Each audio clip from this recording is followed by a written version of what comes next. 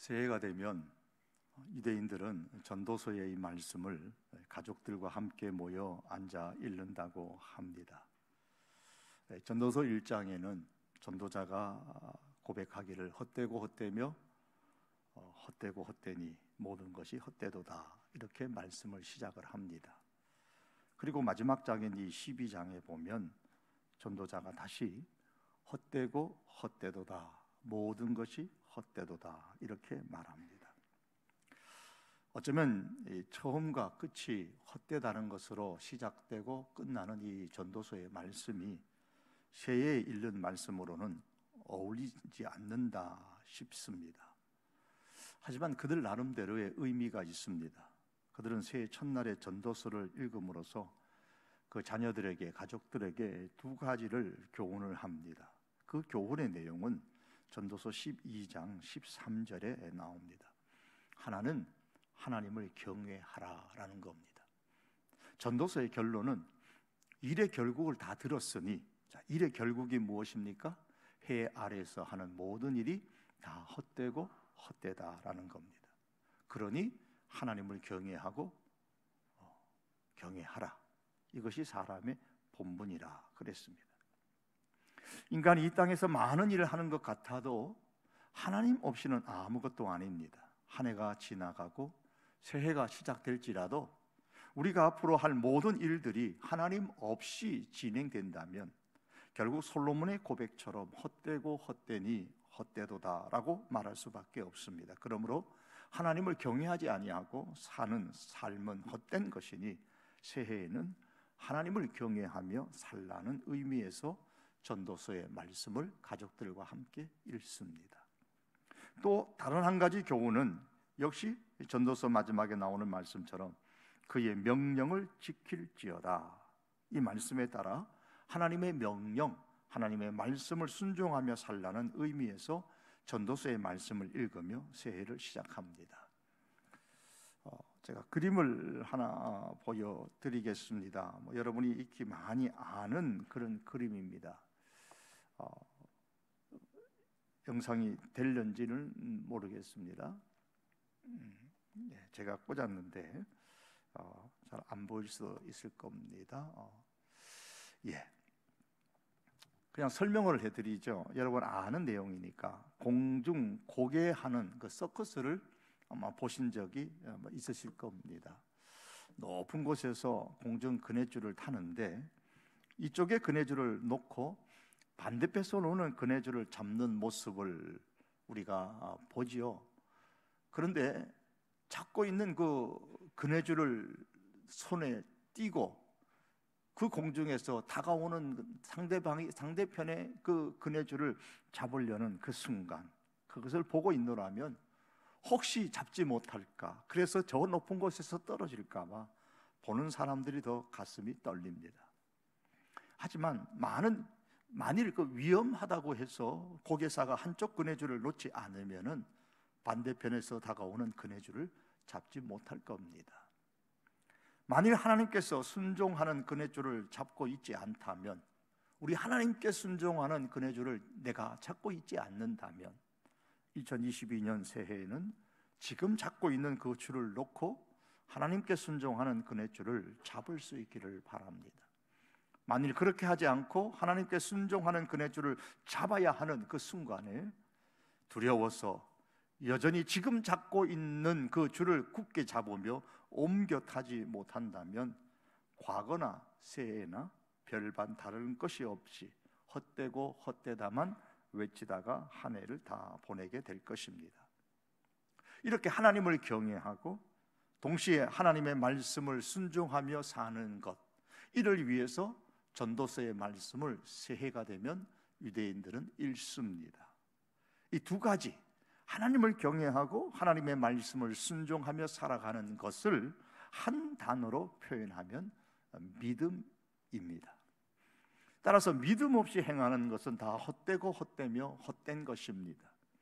예컨대 하나님께서 사람에게 생각하는 기능을 주셨습니다. 그런데 믿음 없이 생각만 하면 생각의 기능은 오히려 불행의 씨앗이 되고 맙니다. 믿음 없이 생각의 기능만 발달하게 되면 어떻게 될까요? 걱정이 늘어나고 근심이 떠나지 않고 고통이 매일매일 쌓이게 됩니다. 여러분, 2022년도를 어떻게 살까 걱정하시는 분이 계십니까? 새해에는 사업이 좀 나아질까? 새해에는 취업이 될까? 새해에는 우리 자식이 공부를 좀 잘할 수 있을까? 새해에는 건강할까? 믿음 없이 생각의 기능만 자꾸 이렇게 발달하게 되면 걱정, 근심, 고통은 홍수의 강물이 불어나듯 날이 갈수록 불어나기만 할 것입니다. 성경은 전도서 1장에서 말씀합니다. 지혜가 없으면 번뇌도 많으니 지식을 더하는 자는 근심을 더하느니라. 이 앞에 붙어야 될 내용이 있어요. 생략된 내용이. 하나님을 경외하지 아니하고 하나님의 말씀에 순종하지 아니하고 지혜가 많으면 번뇌도 많고 지식을 더하면 근심도 더하느니라 라는 의미입니다. 지혜는 삶에 꼭 필요합니다. 그러나 믿음 없는 지혜는 번뇌를 낳습니다. 지식은 우리의 생활에 꼭 필요합니다. 그러나 믿음 없는 지식은 근심만 양산합니다. 사람의 신체 구조는 몸에 불필요한 것을 몸 밖으로 배출하게 되어 있습니다. 만일 몸에 불필요한 것을 몸 밖으로 배출하는 기능이 약화되면 생활이 매우 불편해지거나 혹은 몸에 이상이 생기게 되죠. 병이 납니다. 번뇌와 근심은 사람에게 불필요한 것들입니다. 따라서 대소변이나 땀을 몸 밖으로 배출시키듯 번뇌와 근심도 우리들의 몸 밖으로, 마음 밖으로 배출시켜야 합니다. 번뇌와 근심을 마음 밖으로 잘 배출시킬 수 있는 기능을 하는 것이 믿음입니다. 이런 면에서도 사람이 살아가는데 믿음은 대단히 중요합니다. 생각이 없으면 손과 발이 고생을 하지만 믿음 없이 생각이 많으면 우리 삶 전체가 고생을 사서 하게 됩니다. 그러므로 지혜와 지식은 좋은 것이지만 지혜와 지식이 풍부해지는 것으로 믿음을 잃어버린다면 번뇌와 근심 가운데 솔로몬의 고백처럼 헛되고 헛되며 헛되도다라고 탄식하게 될 것입니다. 여러분, 새해는 우리의 삶에서 믿음의 기능, 즉 하나님을 경외하고 그 명령에 순종하는, 그 명령을 지키는 이 믿음의 기능이 잘 작동할 수 있기를 바랍니다. 몸의 순기능을 통해서 우리 몸에 불필요한 것들이 몸 밖으로 배출되어 건강해지는 것처럼 믿음의 기능이 활발하게 움직임으로 통해 번뇌와 근심 등 우리의 삶에 불필요한 그 불순물들이 다 삶의 바깥으로 잘 배출되어져서 우리의 영이 강건하게 되기를 바랍니다. 그러면 여러분, 믿음 중에서 등급이 가장 높은 믿음은 어떤 믿음일까요? 하나님을 힘으로 삼는 믿음이 가장 높은 최고의 믿음입니다. 왜냐하면 모든 것은 하나님으로부터 시작하기 때문입니다. 본문에 보면 시편의 저자는 1절에서 나의 힘이신 여호와여라고 했습니다. 여호와, 즉 하나님을 자신의 힘이라고 믿었다라는 말씀이지요. 그런데 보통 이것이 나의 힘이다라고 할 때에 내가 힘이라고 생각하는 그 어떤 대상이 없어도 나는 괜찮아, 그래도 나는 잘 살 수 있어 라고 여긴다면 힘이라고 생각하는 그 대상은 결코 그 사람의 진정한 힘이라고 할 수가 없겠지요. 무엇이 나의 힘이라고 할 때에는 힘이라고 여기는 이것이 없으면 난 세상 살 맛이 안 나, 난 세상 살 수가 없어 라고 해야 그게 진짜 힘인 겁니다. 그러므로 다윗이 하나님은 나의 힘입니다 라고 믿는다는 것은 하나님 없으면 난 세상 사는 재미없어요, 아니 하나님 내게 안 계시면 나 세상 살 수 없어요, 난 오직 하나님만을 의지할 수밖에 없어요 라고 고백하는 것과 같은 겁니다. 사람의 본성이라는 것은 이 세상에 의지할 것이 하나라도 남아있는 한 결코 하나님을 의지하지 않으려는 경향이 우리에게 있습니다. 그러므로 다윗이 나의 힘이신 여호와여 라고 했을 때에는 세상에 의지할 것이 하나님 외에 하나도 없다는 말입니다. 사랑하는 성도 여러분, 새해 우리가 해야 할 믿음의 고백 역시 바로 이것입니다. 하나님은 나의 힘이십니다. 하나님 없으면 2022년의 새해를 사는 재미가 없습니다. 의미가 없습니다. 하나님이 아니 계시면 난 세상을 살 수조차도 없습니다. 세상에 의지할 것이 하나님 외에 하나도, 그 어떤 것도 없습니다. 이런 마음을 담아서 나의 힘이신 여호와여 라고 고백하고 새해를 시작하고 2022년 내내 살 수 있기를 바랍니다. 그런데 다윗은 하나님은 나의 힘이신 것을 어떻게 믿게 되었을까요? 은혜를 받고 보니 믿게 되었다라고 고백을 합니다. 2절에서 다윗이 고백하는 하나님은 모두가 다 다윗이 자신의 삶에서 구체적으로 경험했던 은혜의 표현들입니다. 어떤 그 추상적인 하나님이 아니에요. 자신의 삶에서 자기가 경험했던 하나님이에요. 은혜 받았던 하나님이에요. 그 하나님을 고백하고 있습니다. 여호와는 나의 반석이시요 나의 요새시요 나를 지키시는 자시요 나의 하나님이시요 나의 피할 바위시요 나의 방패시요 나의 구원의 뿌리시요 나의 산성이시로다. 내가 전쟁터에 있을 때에 하나님께서 나를 구원해 주시고 나의 방패가 되어 막아주시고 나의 안전한 피난처가 되어 생명을 지켜주신 그 은혜를 받았습니다 라는 말이에요. 내가 사울왕을 피해서 험준한 광야를 헤매며 도망 다닐 때에 하나님께서 나의 요새와 반석이 되어 나를 지켜주셔서 내 생명을 구원해 주신 그 은혜를 받았습니다 라는 말입니다. 그러므로 나는 하나님이 나의 힘이신 것을 확실히 믿습니다 라는 간증이 바로 2절의 말씀입니다. 따라서 본문의 저자인 다윗이 믿었던 하나님은 율법책에 서술된 객관적인 하나님이 아니라 자기의 머리에서만 암기하고 있는 그런 추상적인 하나님이 아니라 자신의 삶 속에서 경험되고 절실하게 느꼈던 주관적인 하나님입니다. 성도 여러분, 우리의 믿음은 성경 말씀에 기록된 객관적인 하나님께 철저하게 근거를 두지만 동시에 내가 개인적으로 만난 주관적인 하나님에 대한 믿음의 내용이 있어야 합니다. 그래서 하나님은 옆집 아무개의 하나님이나 혹은 성경에 기록된 아브라함의 하나님, 다윗의 하나님이 아니라 나의 하나님이시라는 은혜의 경험이 있어야 합니다. 그래야 하나님이 나의 힘이라는 사실을 분명하게 믿을 수 있습니다. 2022년 새해는 우리가 경험하는 그 하나님의 은혜로 우리의 믿음의 내용이 더 알차고 풍성함으로 말미암아 하나님을 나의 힘으로 삼고 살아가십시다. 내 인생의 힘이 되어준 한마디라는 책에서 우리 정호성 씨가 괴테가 한 말을 한마디 인용을 했는데, 색채는 빛의 고통이다 라는 말을 인용했습니다. 색채는 빛의 고통이다. 여러분, 세상에 있는 그 모든 것이 색깔이 없다고 한번 생각해 보십시오. 세상이 아름답게 보일까요? 그렇지 않을 겁니다. 색깔이 있음으로 해서 삼라만상이 아름답습니다. 그런데 세상의 만물을 아름답게 하는 모든 그 색깔이 다 빛의 고통에 의해서 태어납니다. 쉽게 말하면 빛의 굴절에 의해서 태어납니다.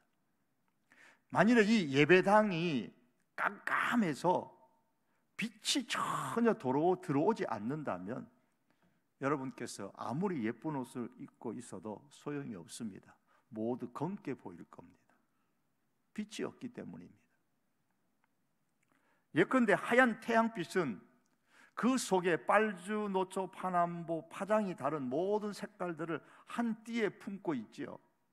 이걸 우리 가시광선이라고 하는데, 이 가시광선 외에도 눈에 보이지 않는 적외선이나 자외선 같은 광선 에너지도 빛이 품고 있습니다.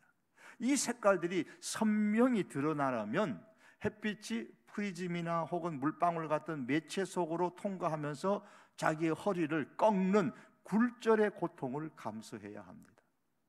또한 하얀 그 빛은 사물을 비출 때에 스스로를 죽이고 그 사물의 고유한 색깔만 드러납니다.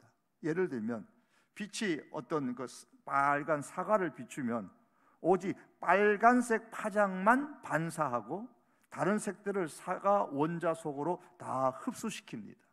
그래서 사과가 빨갛게 보입니다. 빛은 자신을 감추고 자신이 비추는 그 대상의 빛깔만 드러냅니다. 그러므로 이런 빛의 희생적 고통 없이 이 세상 어느 것도 아름다울 수가 없다, 그렇게 글을 썼어요. 이처럼 하나님은 빛의 고통을 통해 세상을 아름답게 하셨습니다. 이와 같이 하나님은 삶의 고난을 통해서 우리의 인생을 아름답게 만드십니다.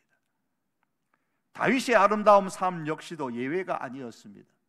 다윗의 그 큰 믿음의 삶 역시 예외가 아니었습니다. 하나님이 나의 힘이라고 고백하는 그의 아름다운 믿음의 삶은 삶의 고난을 통해서 태어난 것입니다. 4절에 보시면 다윗은 자신이 겪은 극심한 고난에 대해 서술합니다. 자신의 고난에 대해 다윗은 사망의 줄이 나를 칭칭 감았다고 했습니다. 불의에 넘실거리는 강물, 즉 창수가 나를 두렵게 하였다고 했습니다. 5절에서는 스월, 즉 죽음의 줄이 나를 꽁꽁 묶고 있다고 했습니다. 사망의 덫에 갇혔다고 했습니다. 한마디로 다윗이 당한 그 환난의 고통은 죽음의 문턱까지 간 그런 고통, 고난입니다. 그런데 본문의 배경이 되는 다윗이 겪은 그 이러한 고난은 그냥 어쩌다 운이 나빠서 자기가 큰 잘못을 저질러서 당한 고난이 아니라 믿음을 지키려다가 겪은 고난이었습니다. 본문 말씀 제일 위에 보시면 시편 18편의 말씀의 배경이 나오는데 거기에 여호와께서 다윗을 그 모든 원수들의 손에서와 사울의 손에서 건져주신 날에라고 했습니다. 그렇다면 사울왕 시대에 한번 다윗을 예를 들어 한번 생각해 보십시오. 사울왕과 그의 병사들이 다 두려워 자기 살겠다고 도망가서 숨는데 그 다윗은 뭐가 아쉬워서 군인도 아닌 그저 자기 형들을 만나러 심부러 온 그런 신분인데 자기가 나서서 블레셋의 골리앗과 싸우는 겁니까? 뭐 때문에 그래요? 사무엘상 17장에 보니까 이 할례 받지 않은 블레셋 사람이 누구이기에 살아계시는 하나님의 군대를 모욕하겠느냐? 하나님을 알지도 못하는 사람이 하나님을 욕되게 하는 것이 싫다는 그 믿음 때문에 다들 군인들조차도 도망가서 숨는데 자기 혼자 불쑥, 군인도 아닌 게 자기 혼자 불쑥 뛰어나간 것이 아니겠어요? 그것 때문에 얻은 영광은 잠시일 뿐, 그로 인해서 그 이후로 다윗이 얼마나 사울 왕의 시기와 질투를 많이 받았습니까? 그것 때문에 험준한 광야로 도망다니면서 죽을 고비를 수없이 겪으며 살아야만 했습니다. 다들 귀 막고 눈 막고 눈 감고 손 놓고 있을 때에 자기도 그랬다면 그런 고난을 당하지 않았을 텐데 말입니다. 하지만 하나님께서는 믿음 때문에 당하는 그 다윗의 모든 환난의 고통을 통하여서 다윗의 인생을 아름답게 만드셨습니다. 또 다른 시편에 보시면 다윗은 이렇게 고백을 하죠. 내가 사망의 엄침한 골짜기로 다닐지라도 해를 두려워하지 않을 것은 주께서 나와 함께 하심이라. 주의 지팡이와 막대기가 나를 안위하시나이다. 사망의 음침한 골짜기를 통해서 하나님께서 함께 하시는 아름다운 인생을 경험했습니다. 주께서 내 원수의 목전에서 내게 상의 상을 베푸시고 기름으로 내 머리에 바르셨으니 내 잔이 넘치나이다. 원수의 목전에서 생명의 위협을 느끼는 고통을 통해서 자기를 위해 잔치상을 베풀어 주시고 인생의 잔을 넘치게 해주시는 아름다운 삶을 누리게 되었습니다. 그러므로 사랑하는 성도 여러분, 하나님께서는 빛의 고통을 통해 각양각색의 색깔을 만들어 세상을 아름답게 하시는 것처럼 삶의 고난을 통해 우리의 삶을, 특별히 믿음의 그 삶의 고난을 통해 우리의 삶을 아름다운 인생으로 만들어 가십니다. 그런데 더욱더 감사한 것은 우리의 인생을 돌이켜보면 고난의 고통보다 아름다운 삶이 더 많게 해주십니다. 생각해 보십시오. 사람은 병원에서 사는 시간보다 집에서 사는 시간이 훨씬 더 많습니다. 여러분, 지난 1년 동안 병원에서 오래 사셨습니까? 집에서 오래 사셨습니까? 기차는 푸른 들판만 달리는 것이 아니라 어두운 터널 속으로도 달리지만, 어두운 터널 속으로 달리는 시간보다 푸른 들판을 달리는 시간이 훨씬 더 많습니다.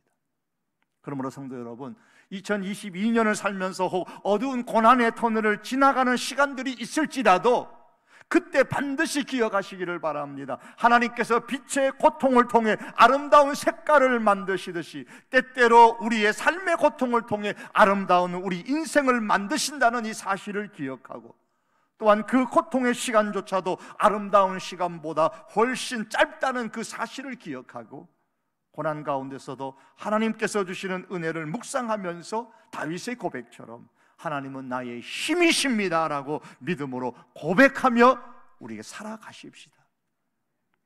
나의 힘이신 여호와여 라고 믿음의 고백을 한 다윗은 그 다음에 내가 주를 사랑하나이다 라고 고백합니다. 나의 힘이신 여호와여 내가 주를 사랑하나이다. 여기서 사랑이라는 히브리어 단어는 어머니가 그의 태중에 있는 아기를 사랑할 때 사용하는 단어, 보통은 하나님께서 우리 사람을, 인간을 사랑하실 때에 사용하는 그 단어입니다. 라함이라는 단어입니다. 그만큼 애틋하고 진한, 아주 진한 사랑이라는 말이에요. 하나님을 향한 다윗의 이런 사랑이 어디서 나왔습니까? 하나님을 자기의 힘이라고 믿는 그의 믿음에서 나왔습니다. 여러분, 2022년 새해를 하나님은 나의 힘이십니다라는 그 믿음으로 살기로 결단하십니까? 그렇다면 새해에는 하나님을 사랑하며 살아야 합니다. 여러분, 누군가를 어느 정도로 사랑해 보셨습니까? 영국의 빅토리아 여왕은 그의 남편 엘버트 공에게 매우 지극정성으로 사랑을 주었답니다. 남편이 42살의 젊은 나이로 요절하자 그 이후 40년간 매일 깨끗한 잠옷을 그의 침대 위에 올려놓을 정도였습니다. 어느 날 여왕을 오랫동안 옆에서 보필하던 디즈레일리 총리가 죽을 병으로 침상에 누워 있는데 여왕이 친히 병문안을 온다는 전갈이 왔습니다. 안 왔으면 좋겠는데 하고 이 총리가 중얼거리자 간호하던 사람이 무슨 이유냐고 물었습니다.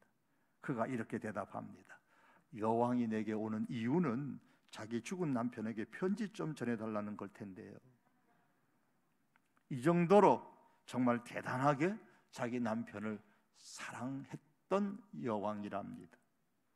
그렇다면 우리는 하나님을 어느 정도로 사랑하며 살아야 할까요?